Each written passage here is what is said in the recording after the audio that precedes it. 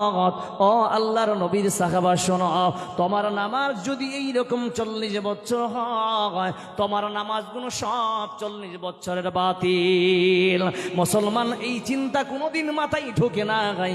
আপনার ছেলের নাম্বার খারাপ আসলো বলে মাস্টারকে প্রটেস্ট করলেন, কিন্তু আপনি ইবাদত করতে যান, কিন্তু কোনোদিন আপনি মৌলবীকে ডাকে, কোনোদিন ডেকে দাওয়াত করে 2টা মুরগির আন্ডা সিদ্ধ করে খাওয়ালেন না। খাওয়ানোর পর এই মাদ্রাসায় লজ্জা লাগতেছে বান্দা, তোমাকে অফিসে আসতে লজ্জা লাগতেছে, তাহলে বাড়িতে গিয়ে 2টা মুরগির আন্ডা সিদ্ধ করুন, কয়েকটা বিস্কিট রাখেন, লাল চা হলে আলহামদুলিল্লাহ। মৌলবীরা এইরকম যা পারবে সেটাই আলহামদুলিল্লাহ পড়ে গ্রহণ করে নাই। তাহলে ডাকার পর আপনার নিজের শোয়ার ঘরে তাকে ঢুকাবেন, ঢুকানোর পরে মৌলবীকে বলবেন, মৌলবী 2টা মুরগির ডিম খেয়েছ, 4টা বিস্কিট খেয়েছ, জোরে সরে বলুন নারে তাকবীর। ভাই এইরকম যদি আমরা করি তো আমাদের লাভ না লস? তাহলে মাদ্রাসা কি, শিক্ষা কি, এই কিয়ের উপরে যদি আমার মতো ক্ষুদ্রতম যদি একজন মানুষ যদি বক্তব্য করে, আল্লাহর কসম করে বলতেছি ভাই ফজর হয়ে যাবে, শেষ হবে না। 2 নম্বরে আসি, এই যুবকের দলেরা তোমাদেরকে বলি, যুবক তোমাদের মতো এখনকার বাজারে শিক্ষিত আর কেউ নাই। যদি বলেন কেমন? আল্লাহু আকবার। আমি একজন MA পাশের ছাত্র, আমি নিজেই এরাবিক অনার্স, এবং একজন সায়েন্সের ছাত্র একজন আমি নিজেই।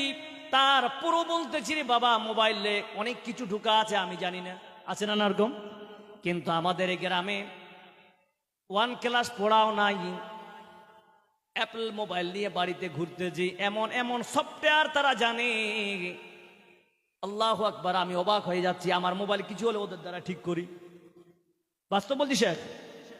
ও মুসলমান, তাহলে একটা যদি মাথায় ঢুকে নেন, এটা কোনো শিক্ষণীয় ব্যাপার নয়, এটার উপরে শিক্ষা নেওয়া দরকার আপনার আমার মতো লোকদের। যেই ছেলেটা একটা হরফ ইংরাজি পড়ে না যায়, ওই ছেলেটা এত হার্ড ইংরাজি, এত হার্ড সফটওয়্যারগুলো ডাউনলোড করার পর ওই সফটওয়্যারটা কি করে তিনি ব্যবহার করতেছেন। তাহলে মুসলমান শুনে নেন, ও যুবক তোমাকে একটা মেসেজ দিয়ে দিন, যেই আল্লাহ তোমাকে শিক্ষা না দিয়েও মোবাইলের শিক্ষা দিয়েছে মুসলমান, এই মোবাইলটা দিয়ে তোমার দ্বারাই দিনের কাজ হোক, আমি এটা চাই। বলুন ঠিক না বেঠিক? মুমিন রে, তুমি ভালো একটা ভিডিও পেয়েছ, একজন বড় মাদানির একটা কয়েকটা ছোট ছোট ক্লিপ বানাও, সংক্ষিপ্ত আকারে দোয়াগুলো নামাজের এবং জিকিরে আজকারগুলো তোমার দ্বারাই যদি তুমি সফটওয়্যার ভালো বুঝো, ওটা দিয়ে তুমি ফেসবুকে তুমি ছাড়িয়ে ছেড়ে দাও। তোমার দোয়া শুনি যদি 3 জন আমল করে, মানদাল্লাহ খাইরিন, মানুষ রে যুবক, তুমিও যদি নামাজ ধরে নাও, তোমার মনে একটা আসবে, আগারে আমি দিনের প্রচার আল্লাহ করেছে আমার দ্বারায়, তাহলে তুমি ইবাদত করবে, তোমার দ্বারা 10 জন শিখবে, যতদিন শিখবে আমল করবে, তুমিও সওয়াব পাবে। জোরে সরে বলুন সুবহানাল্লাহ। তিরমিজি শরীফের হাদিস, হাদিস নাম্বার 4510 নম্বর হাদিস। আল্লাহর নবী বলতেছেন, আমার উম্মতের দল তোমরা শুনে নাও, আমার উম্মতেরা শেষাংশে সবাই একটা পাপে লিপ্ত হবে। ওই পাপটা হলো জিনার মতো খারাপ পাপ। এই জিনাতে কে কে লিপ্ত হবে? এই জিনাতে বুড়া বুড়ি, ছোড়া ছুড়ি, আমি বাংলা বলছি, একদম গ্রাম্য এলাকায় বুঝে নিবেন। বুড়া বুড়ি, ইয়াং জেনারেশন মানে ছেলে এবং মেয়ে, বাচ্চা এবং বাচ্চিরা, শুদ্ধ বলুন ঠিক না বেঠিক হচ্ছে? এখন আমি মিসাল দিব, বুঝে নেবেন। তাহলেও মুসলমান কেমন হবে এইরকম কথা? আল্লাহর নবীর হাদিসটা শুনে নেন। আল্লাহর নবী বলতেছেন, আমার উম্মতেরা হাতের জেনা করবে। বলুন হচ্ছে কি হচ্ছে না? জোরে বলেন, হচ্ছে কি না? আমার উম্মতেরা চোখের জিনা করবে, আমার উম্মতেরা নফসের জিনা করবে, আমার উম্মতেরা হাতের জিনা করবে, পায়ের জিনা করবে। যদি বলেন কেমন? মায়েরা আপনারাও ভালো করে শুনে হাদিসটা। মুলবি সাহেব বুঝলাম হাদিসে হাতের জিনা, চোখের জিনা, কানের জিনা, মুখের জিনা, নফসের জিনা, হাত পায়ের জিনা হলো। কিন্তু বুড়া লোকের কথা তো এখানে নাই। একজন 80-90 বছরের বুড়া মানুষ এই জেনাতে লিপ্ত হবে, বলুন এটা কি মেনে নেওয়া যায়? মানে যাবে? যাবে না, যাবে না। কিন্তু এখন আপনাদের সামনে এই হাদিসের ব্যাখ্যা আপনি শুনে নেন বন্ধু। একজন বুড়ো মানুষ 85 বছরের বয়সে হজ করে এসে বাড়িতে, যাকে মসজিদে 24 ঘন্টার মধ্যে থাকার বেশিরভাগ সময় মসজিদ থাকার কথা ছিল, বলুন ঠিক না বেঠিক? কিন্তু চাঁদমণি আপনাদের পার্শ্বে বাজারের নামটা কি ভাই? আশ্রম মোড়ে প্রতিদিন হাজি সাহেব সাইকেল নিয়ে যায়, একটা চায়ের দোকানে বড় একটা ডিজিটাল কি বলে যেন LCD লাগানো আছে, থাকে না? হাজি সাহেব এক কাপ চা কতক্ষণ লাগে খেতে? মিনিমাম ধরে নেন 5 মিনিট, অথবা ম্যাক্সিমাম ধরেন 10 মিনিট। তাহলে মুসলমান হাজি সাহেব 10 মিনিটের জায়গায় 1.5 ঘন্টা চালিয়ে দিয়েছে বসে। আল্লাহ হাজি রে, তোর কাছেও 1.5 ঘন্টার আল্লাহ হিসাব নিবে, বলুন ঠিক না বেঠিক? এই জায়গায় একটা আর কথা শুনে নেন, ও যুবকের দল, আপনার বলতেছি, আমরা কয়েক ঘন্টা আগে এশারের নামাজ পড়লাম, বলুন ঠিক না বেঠিক? তাহলে আমরা কোন জায়গায় আছি মুসলমান, তাহলে আপনার নিজেই বুঝতে পারবেন। এশারের নামাজ কে কে পড়েছেন? যদি হাত খাড়া করতে বলি সবাই হাত খাড়া করবেন, কিন্তু কিছু বাদ যাবে, কিন্তু করবো না ইনশাল্লাহ। বলুন তো এশারের নামাজ পড়েছেন, কার কার কবুল হয়েছে একবার হাত খাড়া করে দেখান। কি ভাই যাবে? কার কার কবুল হয়েছে? শেখ বলছে বলা যাবে না। আল্লাহু আকবার।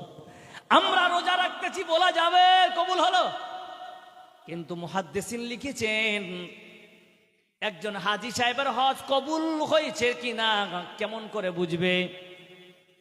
উনি উনার ইস্তিহাদ তিনি করে বলেছেন, বলছেন একজন হাজী সাহেব হজ করার আগে বান্দা যদি অতিরিক্ত মাজলুম জালিম হয়, অতিরিক্ত অত্যাচারী ব্যক্তি হয়, অনেক শরীয়ত বিরোধী কাম করে, হজ করে আসার পরে সব ভুলে গিয়ে আল্লাহ ওয়ালা হয়ে গেছে, ওই মুহাদ্দিসিন লিখেছেন ওই বান্দার মনে হয় আল্লাহ হজ কবুল করেছেন, বলুন সুবহানাল্লাহ। যেই বান্দা রোজার মাসে রোজা রেখেছে, ওই বান্দা রোজা কবুল হলো কি হলো না, আল্লাহ তার ব্যাপারে তাকওয়াশীল বানিয়েছেন কিনা এটার ব্যাপারে মুফাসসিরও লিখেছেন। ওই রমজান মাস শেষ হওয়ার পর যেই বান্দা টাইম টু টাইম নামাজ পড়তো, জামাত সহ নামাজ পড়তো, তারাবি পড়েছে, এভরিথিং সব সময় আল্লাহর কাছে ইস্তেগফার দোয়া করেছি, কিন্তু ঈদের নামাজ শেষ হয়ে গেল, ওই বান্দার মসজিদের সঙ্গে সম্পর্ক শেষ হলো, এরা ফাজিলামি করতে এসেছিল আল্লাহর সঙ্গে। তাহলে মুসলমান জবাব দেন, আজকে চাঁদমণি এলাকাবাসীরা যদি আল্লাহর ইবাদত আমরা করি, আল্লাহ আর গুডনে কত আমলের দরকার আছে, আছে আল্লাহর কাছে আমলের দরকার আছে আল্লাহর। আমরা যদি না ইবাদত করি তো আল্লাহ কোনো ক্ষতি হবে, আর যদি করি তো আল্লাহ লাভ আছে? আল্লাহর লাভ নাই। আমাদের যদি করি আমাদের লাভ, না করি আমাদের লস। কেমন লস বন্ধু শুনে নেন। আজকে মায়েরা বসে আছেন, আপনারাও বসে আছেন, শিক্ষা নিলেই হবে না। আজকে আপনাদের এলাকায় অনেক মানুষ আছেন যারা নামাজও পড়ে আবার মিথ্যা কথাও বলে, বলুন ঠিক না বেঠিক? নামাজ পড়ে শুধু খায়, আছে না নাই? আছে আছে, হ্যাঁ। নামাজ পড়ে আবার ভাইদের জমির হক মেরে নিয়েছে, আছে কিনা? আছে, হ্যাঁ।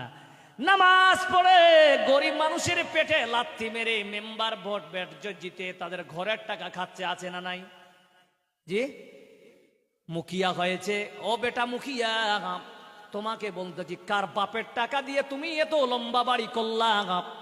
তোমার তো কোনো অস্তিত্ব ছিল না, এই গরিবের টাকা তুমি খেয়েছ। আল্লাহর কসম করে বলতেছি, একজন মুখিয়া যখন তার মুখিয়ার পাওয়ার চলে যাবে, কুত্তাও তার মুখে পেশাব করবে না, বলুন ঠিক না বেঠিক? কারণ হারাম খেয়েছে। যতদিন দেখবে যত এমএলএ আমি এই অল্প বয়সে দেখলাম যত বড় বড় নেতা দেখলাম হঠাৎ তারা পাওয়ারফুল, হঠাৎ তারা ডাউনফুল, আছে কিনা? শালা কুকুরের মতো লাত মারি বেড়াচ্ছে রাস্তা রাস্তায়, ঠিক না বেঠিক ভাই? তো আল্লাহ বলছেন বান্দা তোমাকে একটা আমি জায়গা দিতেছি, সেই জায়গায় তুমি যদি আসো পৃথিবীর কোনো বেঈমান তোমার চুল বাঁকা করতে পারবে না। আল্লাহ বলছেন বান্দা আসো, তুমি যেই কোনো জায়গায় বিপদগামী হও না কেন, আল্লাহ বলছেন ওয়াসজুদু ওয়াকতারিব, বান্দা সেজদা কর, বান্দা সেজদা কর, আর আমার নৈকট্য লাভের ইচ্ছা কর, আমি আল্লাহ তোর সাহায্য করব ইনশাআল্লাহ। জোরে বলো নারে তাকবীর। আল্লাহ রাব্বুল আলামিন সূরা তালাকের 2 নম্বর আয়াতে বলতেছি,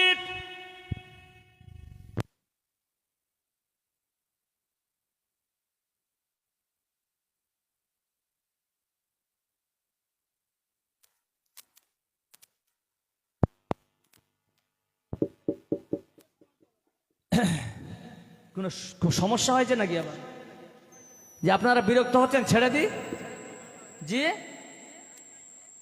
ও চালাবো, আচ্ছা তাহলে চালাই। হ্যাঁ হ্যাঁ ভাই, আমি মেশিন না, কোনো সময় বন্ধ হবে বলা যাবে না। হ্যাঁ, তো যাই হোক, কি বলছিলাম দেখি কার কার স্মরণ আছে? জি, সূরা তালাকের 3 নম্বর আয়াতে ছিলাম, স্মরণ আছে? ওয়াসজুদু ওয়াকতারিবের পরে সূরা তালাকের 3 নম্বর আয়াতে। আপনি কোন নেতার পিছনে ঘুরতে যান, যেই নেতা আপনাকে নামাজের ওসিয়ত করবে? কোনোদিন দেখেছেন টিএমসির একজন মেম্বারকে দে কালকে নামাজ যদি না পারতে আমার ঘরে আসবি না বলেছে? বিজেপির কেউ নেতা বলেছে? সিপিএম এর বলেছে? কেউ বলবে না, কারণ এরা দুনিয়ার রাজনীতি, দুনিয়ার লোভে পড়ে চেয়ারের জন্য তারা আপনাকে ব্যবহার করবে। কিন্তু আল্লাহ বলছেন তুই ঘুরছিস কেন রে? তো বলছে আমার বাড়ি খুব অসুবিধা, টাকা পয়সা কম, চাল কিন্তু পয়সা নাই। আছে না এরকম মানুষ? ঘেরাদিন ঘুরে বেড়াচ্ছে মুখিয়ার পিছনে, মুখিয়া দয়ালু একটু হয়েছে বেচারা, ওর ব্যাগটা তৈরি করছে, যারে বাজার করে নিয়ে আর তোর বাড়ির জন্য বাজার করে দিস, ঠিক না বেঠিক? আচ্ছা বলেন তো, চাইতে হবে কার কাছে? সবাই বলুন কার কাছে?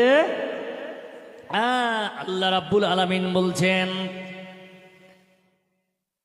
ইয়া আইয়ুহাল্লাযীনা আমানুত্তাকুল্লাহ, ওরে বান্দা শোন, ওয়া মান ইয়াত্তাকিল্লাহা ইয়াজআল লাহু মাখরাজা ওয়া ইয়ারযুকু মিন হাইসু লা ইয়াহতাসিব।